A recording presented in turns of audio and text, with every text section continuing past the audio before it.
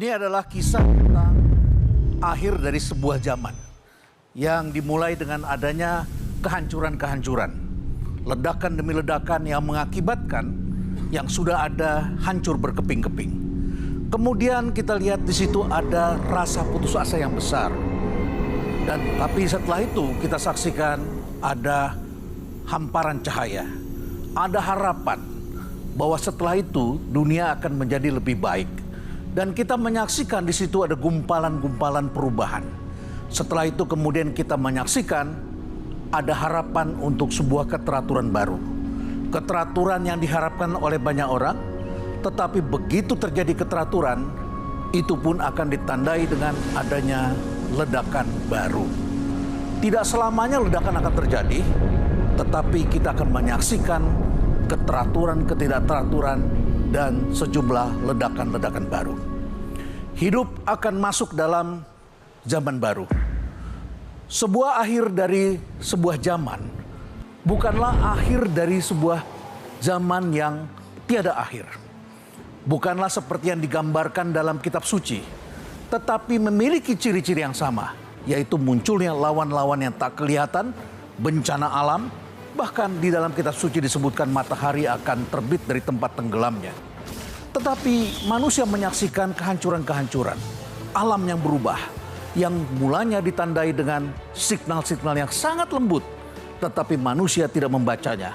Sampai kemudian muncullah letupan-letupan besar, gunung meletus, bencana tsunami, es mencair, dan sebagainya. Setelah itu juga manusia bertempur, berperang satu sama lain.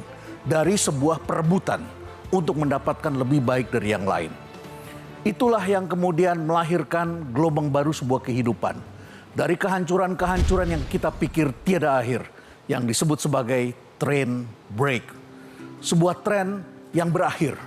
Itu adalah zaman yang berakhir, digantikan oleh zaman-zaman baru, dari zaman batu menjadi zaman besi ke zaman kertas, kemudian masuk ke dalam dunia digital. Sampai kemudian terhubung seluruh dunia, connectivity. Gelombang pertama revolusi informasi, membentuk connectivity. Kita semua terhubung. Sampai kemudian setelah itu muncullah orang memanfaatkan, manusia memanfaatkan ke dalam kegiatan social media, sampai kemudian muncullah kegiatan komersial. Itulah yang kita sebut sebagai sebuah peradaban baru. Zaman yang lama berakhir, muncul zaman baru. Dihancurkan oleh yang baru, sehingga kemudian muncul kehidupan baru, opportunity baru, yang sebagian orang hanya melihat itu sebagai sebuah ancaman. Sebuah yang menakutkan. Karena siapapun yang berada di masa lalu akan mengalami kesulitan-kesulitan itu. Itulah yang disebut sebagai disruptions.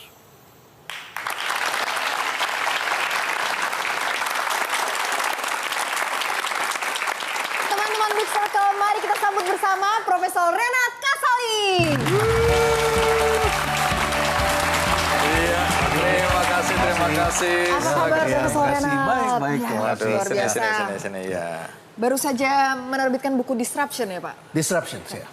Nah, boleh tahu kenapa ini menjadi penting buat Anda? Singkat aja Anda jelaskan kenapa menjadi penting disruption ini Anda sampaikan kepada masyarakat.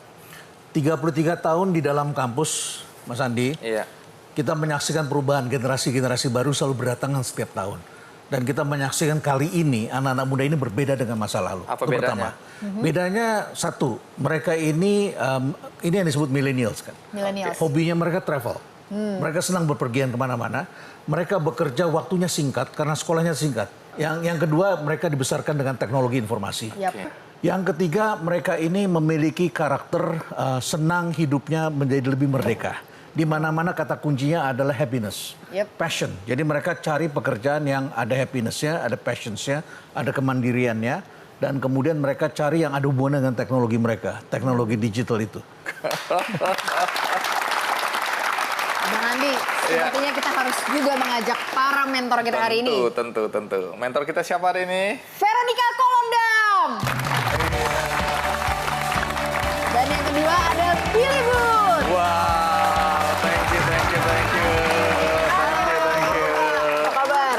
Iya, ini mentor-mentor kami Pak Renald di acara ini. Benar. Iya, silakan duduk kalau gitu ya. Silakan duduk. Vera, Billy Boon, tadi baru saja Pak Reynald menjelaskan soal bukunya Disruption ini ya. Terkesima saya langsung. Terkesima. Tadi sempat dengerin dari... Saya pengen duduk jadi penonton sebenarnya. Jangan. Lebih dekat, lebih masuk ya. Nah, masuk kembali ke situ. Kalau di dunia ini contoh-contoh soal terjadinya kekacauan-kekacauan itu apa misalnya contohnya? Dalam kita dunia sekarang, usaha. ya, kita kan sekarang masuk ke gelombang ketiga revolusi teknologi informasi. Ini gelombang ketiga ini sekarang ya. Gelombang pertamanya? Gelombang pertama itu adalah connectivity, terhubung semua. Gelombang kedua itu adalah masuk ke dalam era yang disebut sebagai social media dan dunia komersial. Muncul usaha-usaha yang mengisi itu. Dan yang ketiga disebut Internet of Things. Terima kasih Prof. Reynald, menarik sekali paparannya tadi tentang situasi global dan situasi di Indonesia ya. Sebelum kita ngobrol lebih lanjut, mari kita lihat sequence tentang rumah perubahan dan buku Disruption berikut ini.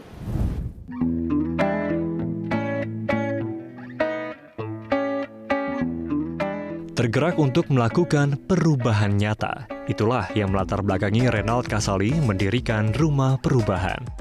Rumah Perubahan dibangun dalam frame social entrepreneurship yang bertujuan menciptakan semangat kewirausahaan khususnya di kalangan anak muda. Sejak didirikan pada tahun 2007, Rumah Perubahan telah membidani sejumlah kelahiran sociopreneur. Di era digitalisasi saat ini, sociopreneur yang lahir sudah tak terpisahkan dengan teknologi. Semua itu diulas lengkap dalam buku terbaru Reynald Kasali yang berjudul Disruption. Melalui buku Disruption, Reynald Kasali membuka mata pelaku bisnis untuk mencermati perubahan yang begitu cepat. Buku ini juga mengajarkan bagaimana caranya menghadapi lawan-lawan yang tak terlihat dan memberikan berbagai tips agar pelaku bisnis dapat belajar dari kesalahan incumbent yang lambat membaca perubahan di masyarakat.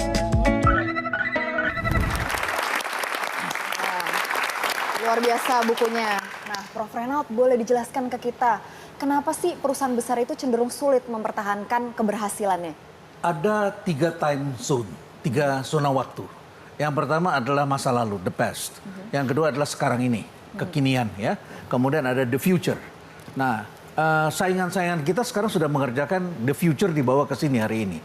Sementara banyak perusahaan-perusahaan kita yang besar, yang lama, itu hari ini dikelola dengan cara berpikir, cara kerja masa lalu, metodenya.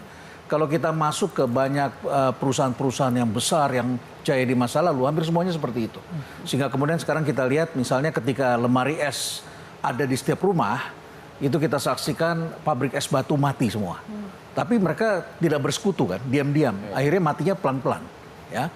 Nah, tapi kita juga menyaksikan banyak sekali perusahaan yang dikelola dengan cara hari ini. Itu yang dipelajari oleh teman-teman di Fakultas Ekonomi, Performance Management, pakai KPI. Jadi kita kerjakan, kita periksa hari ini kita majukan growth. Padahal ada orang yang tidak mempunyai masa lalu. Nah, manusia itu selalu nyaman melakukan sesuatu yang sudah dikenalnya. Itu yang disebut dengan zona nyaman. Zona nyaman kita pulang pergi lewat jalan yang sama, kita sekolah di tempat sekolah yang dulu waktu kita kecil sekolah di sana, anak kita juga sekolah di sana. Menggambar juga gambar seperti zaman waktu kecil kan.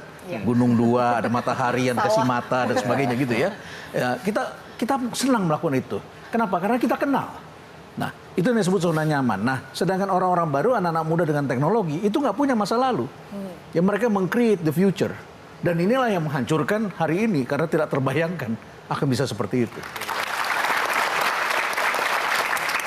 Teman-teman Big Circle, jangan kemana-mana, karena setelah ini kita akan membahas masalah-masalah disruptif ekonomi di Indonesia. Tetap di Big Circle, Dream Big!